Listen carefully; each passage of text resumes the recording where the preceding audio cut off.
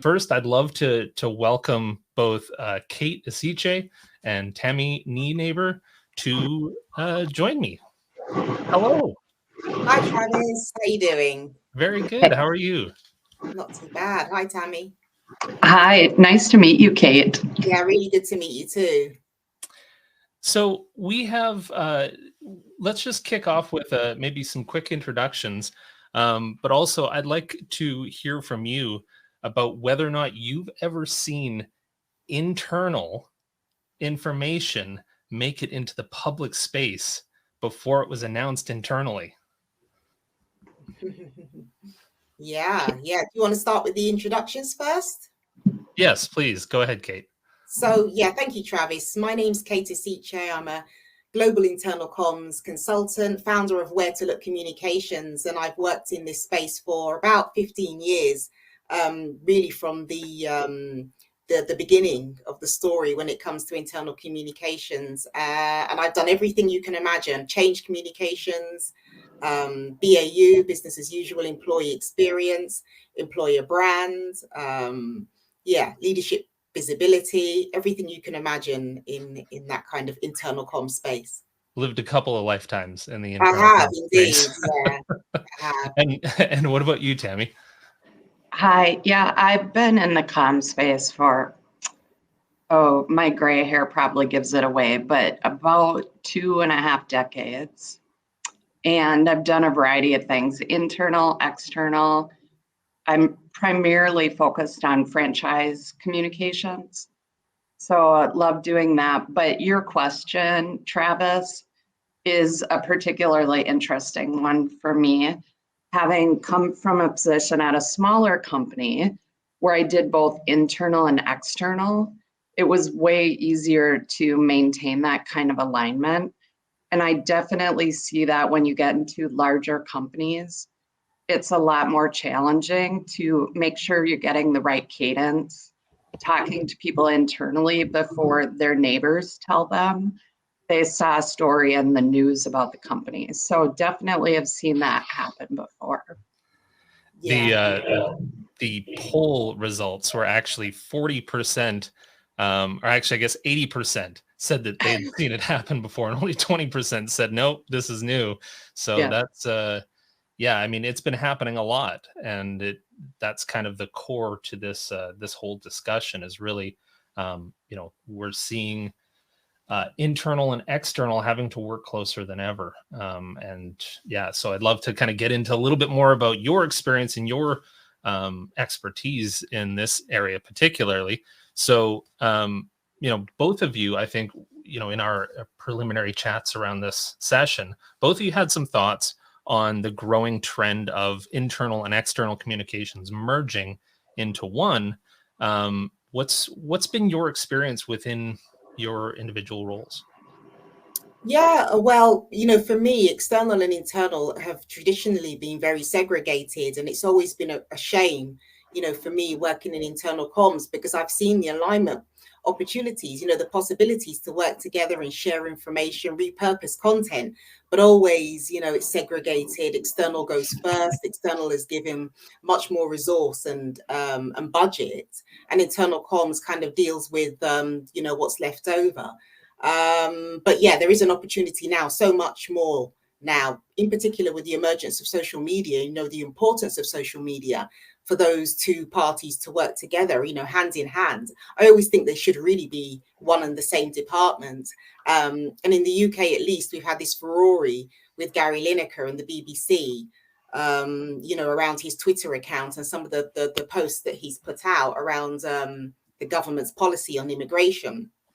And it's just been everywhere. And so, whatever they've been saying to him internally is really just been cancelled out by what's happening externally, because everyone's finding out first, outside of the BBC, what's going on with the discussion between the parties. So that's a good example of it being really pivotal for the two groups to work really, really closely together.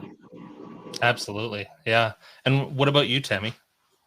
Yeah, we saw this particularly as we look at our executive thought leadership strategy how we're using things like LinkedIn or media outreach, that having alignment between the public affairs team, the PR team, and the internal communication team is really critical.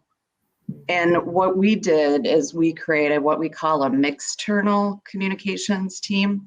It's an unofficial group. It's not a structure, but what we do is we get together on a monthly basis and make sure that all the different stakeholder groups and channels are represented. We talk about how we can align timing, share stories, that type of thing. So I think that's been a really valuable collaboration. I like that external group. Yeah. So just to clarify, how did that actually get started? Like, what is the process for starting to push those two groups together? Yeah. To be honest, it kicked off initially during COVID, right? Because there were so many communications flying around through the organization, and we needed to make sure that we were really in sync, buttoned up. We had like daily, sometimes twice a day, briefings on what was happening. So we created that back in COVID. Then we kind of let it slide, I would say, over the last year and a half. And we found out more recently, kind of at the beginning of the year, we decided to reinstate the group just because we saw more instances where the external comm was kind of driving the car, if you will. Yeah. And we want to make sure that we're in sync so that we can maximize even how our internal audiences can be advocates, but they're going to be resistant to that if they're not brought in and aware of what's happening first. So want to make sure we get that voice in the room early on. It really does feel just like another example of, we thought that things were going to go back to normal post-COVID, right? And it really is never going to be. And, that's, again, kind of the topic of the day, which is really just, how do we keep up with all that change? So I've got another question here. Specifically, Tammy, it sounds like you have this piece on lock, like as far as your whole mixternal group. Who are your go-to allies? Like, who are the kind of main stakeholders in that group? Yeah, well, the group is really being driven by our CMO. Okay. And she's what we would call the customer in this case, or the executive sponsor. So our lead people in that group are really, we have a core group that meets every week. And then we have a really broad group that covers all stakeholders that meets monthly. But that week to week group is our external comms, PR, public affairs person who does executive comms, myself representing our franchisee communications, and then our HR director who represents the employees, to make sure at a minimum that the three of us are in sync. But I think about allies in the comm space, kind of even outside of that mixternal group. I really do like to lean into relationships with people in other roles where sometimes they don't end up feeling that seat at the table, or they might find out something after the fact. And those tend to be like HR, learning and development, sometimes our tech team or our operations group. So I'll make sure that we have really good relationships, and that if I'm in the room, I have a seat at the table and I know there's somebody else that should be there, I can voice that, and they do the same for me. So I think it's important to think about your allies even outside the communications specific space. If we band together, we can stand together, right? Now, Kate, you've worked with a lot of really, really impressive organizations. I'd be kind of curious, maybe from both of your perspective, but Kate, if you can take this first, in terms of how you break down, like, do you see it working better as channels topics? Like, how do you prioritize maybe giving out some of those duties, or how do you find that works better when you do get a whole bunch of people working together on their comms? Do you find it works better in a channel, by topic, by audience? Like, what's your experience with that? Yeah, that's a really interesting question. And, internal communications is always very challenging in terms of approvals and getting content to the audience. At the end of the day, there's usually fairly rigorous loops of approval that you have to go through, specifically if it's around change or transformation of some kind. And that can be quite frustrating. So if you have that kind of group of people, tends to be topic led. That's how they would collaborate on the topic. The audience is often secondary, and I try to go with the audience. I try to lead with the audience whenever I'm developing any kind of communication messages or themes. I'll think about the audience first, and I encourage any other stakeholders to do the same, because at the end of the day, you want your audience to do something in particular, behave a certain way, or do something, or take an action based on your communication. So yeah, usually it's topic led, but I do have to say that it's one of the areas that I find the most challenging, getting the content to approval stage, because everyone, wants to do comms and everyone thinks they're a communicator. Tammy, what about you? I would agree with that. And I think audience first is a great lens. It's really important, because then you can understand what your audience insights are. What are the roadblocks going to be to them thinking, feeling, doing something differently based on the information you provide them? So I think that's really important. I'd say the natural tendency is to lean into channel-based at times, because a lot of non-communicators that are involved in providing the content think of it as more of a tactical delivery. So we tend to see that even in our team, which we'll have people contact the people that own that channel and just say, publish this information through this channel, versus backing up, starting at the audience. What are you trying to accomplish? What are you trying to get them to think, do, or feel? And then think about what's the messaging, and then what channels would we deliver that messaging through. So I do think it's really important to think audience first. I've found that it also helps if you integrate more listening components into your communication strategy as a whole, so that your content experts, your subject matter experts, start to get a better sense of the audience even on their own. We do that through like a two-way internal social media platform that the SMEs content experts are actually responsible for monitoring, managing, and responding to the audience on their topics. And that's, I think, helped them start to think more audience first as well. Interesting. The setup of that, like I've met a lot of communicators that feel like they're very siloed in their own little space, and like you say, they're dealing with that that approval process. What, maybe from both of your perspectives again, where does one start when trying to put that together, when trying to make that change in your organization? Where would you individually start? Maybe we can start with you, Tammy. I'm going to go back to something that was Charlotte, I think it was, said this on the last session. I popped in and I just caught the end of hers, which was great, by the way. I'm hoping to see the recording. But she did indicate that,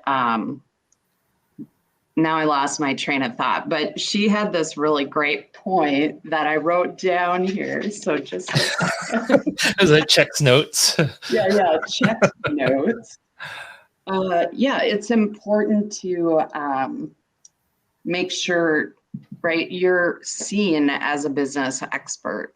So that's really where you have to start, because people aren't going to follow a planning process. People aren't going to engage in communication strategy unless they really respect you as a communication expert who understands the business. So it goes back to really speaking that language, making sure you're building relationships with the leaders in the organization and that they see your understanding of the business. You can speak their language and then it becomes much more natural. So it really does have to start with getting to know the business. Yeah. What about you, Kate? Yeah, I would agree wholeheartedly with that. Understanding the business, using the correct nomenclature to, that resonates with the leaders so you can have that fluent, natural conversation with them on an ongoing basis, building relationship with key stakeholders like the chief people officer or HR director. They're always key because they run so many different initiatives that are focused on employees around benefits, around advocacy, around employee experience in general. So having those relationships is really important too. The approach I take personally, which I think works really well, it has for me in the past anyway, at least, is to have a kind of a consultancy approach. Mm-hmm. Where you say to yourself, I'm a consultant, you are my client, and I'm going to add value to your business in such and such a way. And this can be difficult to do if you're an internal permanent resource. But I think it's really important because it gives you that external perspective. You can look on in and say to yourself, right, I can see, in an impartial way where the gaps are, and feed into them with strategies, initiatives, projects, activities that really speak to the organization's needs. So having that external perspective, consultant view, I think is another way to approach it. I think just to maybe chime in with you, one of the things that I've always seen, and you can tell me if I'm wrong here, but early on, my background is in customer success from back in Banana Tag days. And now, I have a little bit of experience with customer success and at Staffbase. From that experience, the one thing that I've gleaned is also from a communicator's perspective, having a couple of those wins of saying, look at my body of work, even if it was in a silo, look what I was able to do. And, starting to build that portfolio of, if you want results, I'll give you results, but you gotta let me in. You gotta work with me. Yeah. And there's something to be said for that too, because you can come in a consultant approach, which I do think is a really smart approach to use, but you also have to be able to deliver at the same time. So finding the projects that can give you a quick win to demonstrate that a strategic focus on communication will add value, drive greater adoption, increase the sentiment. I mean, it all comes down to speaking that language and demonstrating that you're helping them achieve the business outcomes that they're driving for. So grab a small project, really lean into it, start with that, make sure you're measuring, and then deliver that to leadership. That measurement piece is key. It's the one that's, what, like we already saw in before you joined, we had a poll that went up that said that was I think it was 16% or something like that of interest is in measurement. And it's often, the one that we skip, and that's the one that delivers all the results. Maybe to kind of head towards this like collaboration piece, I'd be kind of curious about what form does that planning take? And Tammy, maybe you can give us a peek behind the curtain of what does that mix, sorry, what was the term again? Mixternal. Yeah. What was that? What does the planning look like when that mixternal team kind of gets together? Yeah, honestly, I'd like to use a different example if that's okay. The mixternal team, like I said, we're just re-kicking it off. Another group is leading the charge on that. I'd like to speak a little bit to our business side communication planning process, which is in collaborations with like our operations team, our tech team, our marketing team. And we really, I think, have a pretty solid approach to that. We work with the group. We're at the table in the fourth quarter when they're looking at their priorities for the coming year. They create a plan on the page. It's a collaborative initiative led by our brand president and each of the different business leaders. They all work together. We have visibility to that. Maybe not as much input as we'd like in terms of prioritizing volume and the timing, but we do have some say in that, speaking as the eyes and ears of our audience. So we go through that in the fall, and then we have what we call windows, where we kind of coordinate and organize high priority initiatives during each window. And we work on communication planning around those. So we have collaboration meetings every other week with our operations team where we update on projects. For example, when you get down to the actual like initiative level communication planning, I meet one-to-one with an ops manager or a marketing director, whoever the lead is for that particular initiative, to make sure we have clarity around the strategy. What are the goals we're trying to drive? How are we going to use comms to do that? And then we have a process where we take those plans, we present them to the leadership team, we get the green light, and we start moving them forward in conjunction with everyone on the team that knows who needs to do what. We've outlined it all. We put it all in Smartsheet project plans. So that's kind of how our process is, but it all ladders up to the strategic priorities for the organization. Well, and again, I just love that it's a unified front. We're all coming to you with this plan. This is what we're going to execute on. We're just telling you, and we just want your buy-in. I love that. And maybe as a final kind of closing thought from both of you, Kate, maybe you can kick us off. When is it a clear indication that it's time to reevaluate your strategy? How often are you doing that? Yeah, it's interesting with the strategy piece, because strategy is such a loaded word. People tend to be quite scared of it. And it's not surprising, because what does it mean? What does a strategy actually amount to? What does it equate to? And it needs to be, my take is that it needs to be a living and breathing document. It's something that, really comes to life with people having regular input to it and making sure that it's aligned and stays aligned with the business strategy. So it's continuous revision, continuous review, continuous improvement, hopefully, and making sure it's still relevant, because often, these strategies are created in a kind of a vacuum, independently by a team that doesn't have much collaboration with the business, as you've just spoken about. I think in Tammy's instance, she's very lucky, but a lot of organizations I've worked with, they isolate internal communications and they don't have that regular touch point with various parts of the business. So they are isolated and they create this strategy. It sits on a drive somewhere and doesn't get touched, doesn't get looked at. No one really understands what it's about. And it's just strategy for the sake of strategy. But for me, the best strategy is one that comes to life. It lives, it breathes, it's continuously looked at and reviewed, and everyone's bought into it. But in order to get that, you need to have a culture that's that's receptive to collaborating. Right. It's not just that thing that you noodle on over the holidays, and then you come into it fresh in the new year saying, this is what I'm going to change. And yeah, then, like exactly. you say, it stays on the drive. What about you, Tammy? Yeah, honestly, I try and even avoid using the word strategy because it's kind of a loaded word.